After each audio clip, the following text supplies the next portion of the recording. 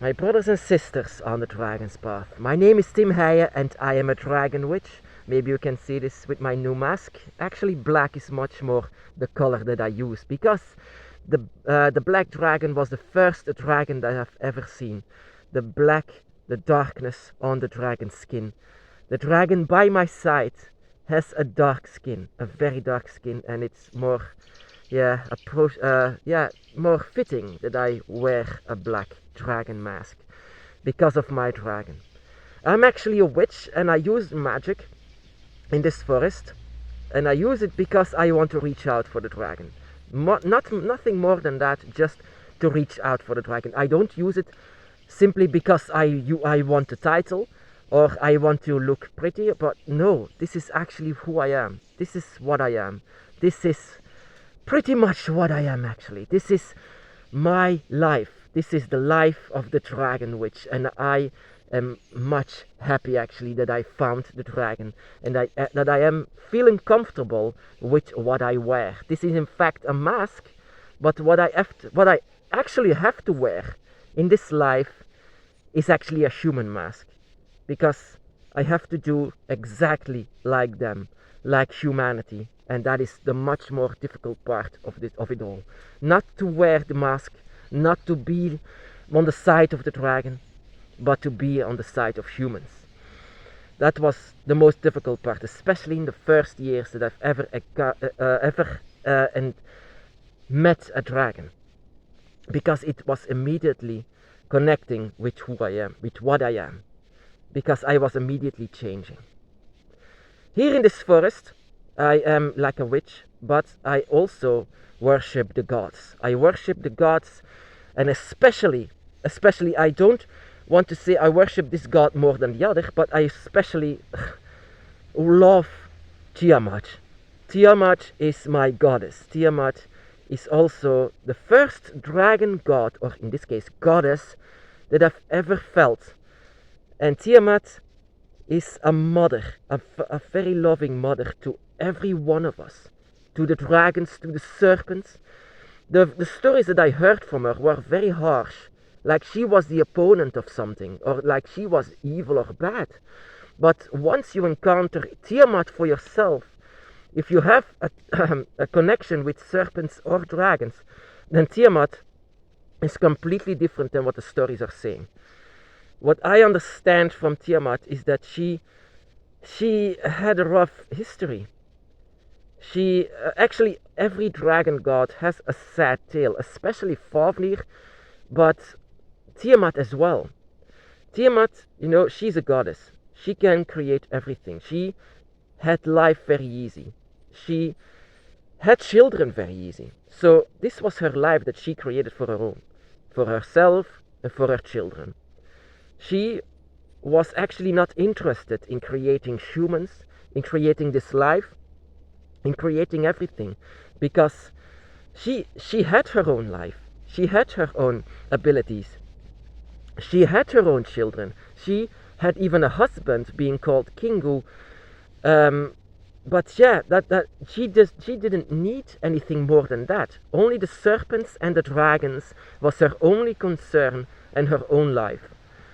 But the other gods, what I can understand from it, the lesser gods, were very jealous of that, because the lesser god could very much use energy from the creation, use energy and lie to them that they are in fact the creator, that they are in fact the creator of all things.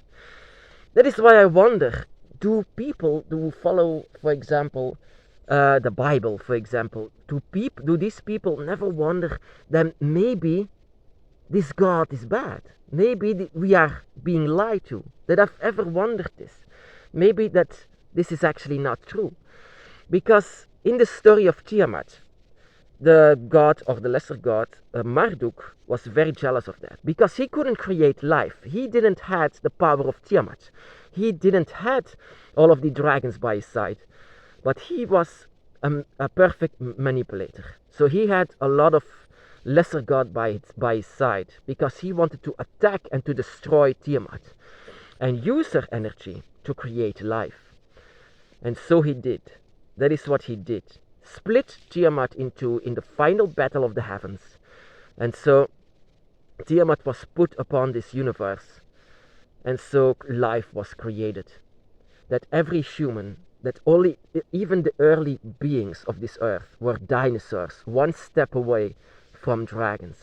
And dragons were already there. Dragons were the children of Tiamat, dragons and serpents, inside of the waters, inside of the earth, in the forests. These were the children of Tiamat, and so it evolved later on to the creation that we all see. She sank into the earth, and everything that was rising was her body. Everything that she was rising. And some people can still feel that. Some people can still feel the connection that we have with Tiamat. The connection that she is everywhere. That I feel her everywhere. That I can feel every dragon god everywhere. One with nature, one with the dragon, one with the gods.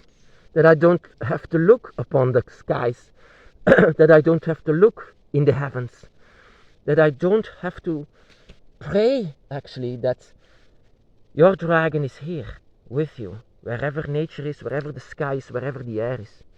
The dragon is always with you, and so is our mother Tiamat. My name is Tim. I didn't know this in the beginning, but my name is Tim, means son of Tiamat.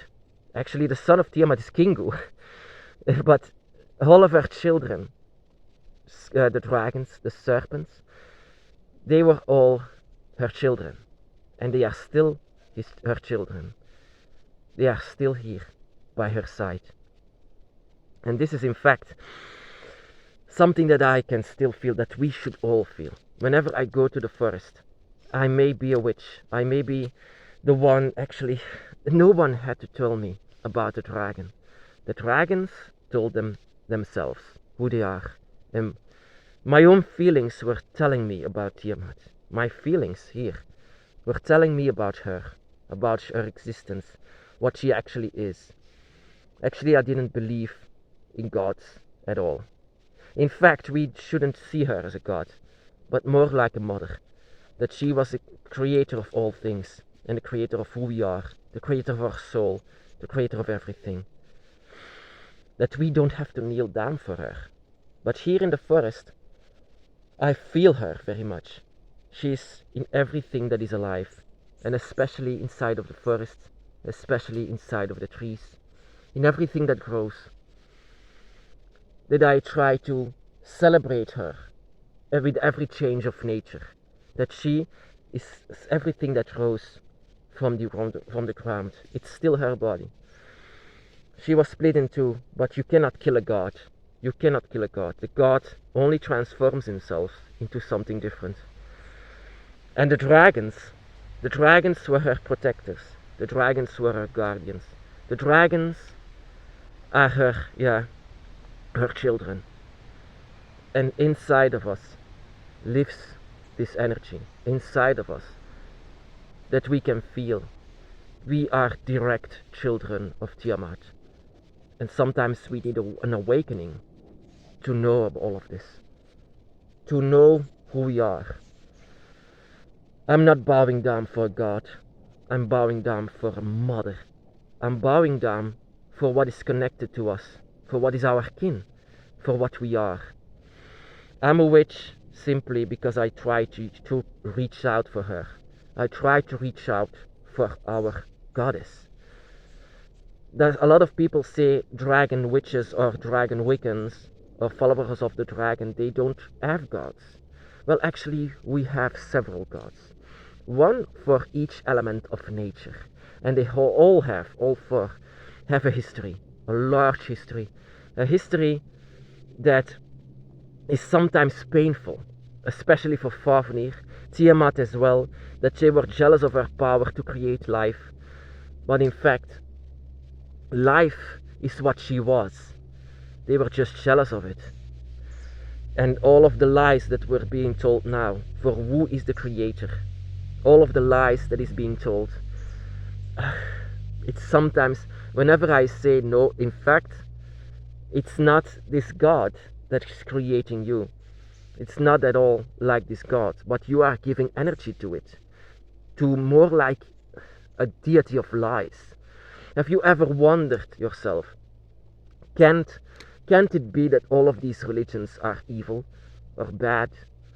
Of all of these religions and the gods in it that are not really telling the truth? Maybe this Christian God or the Islamic God or the Abrahamic God in general is actually not good at all, the good loving God at all.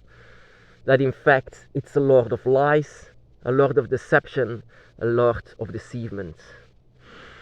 That Tiamat actually doesn't even try to say it's not true, because Tiamat couldn't care less.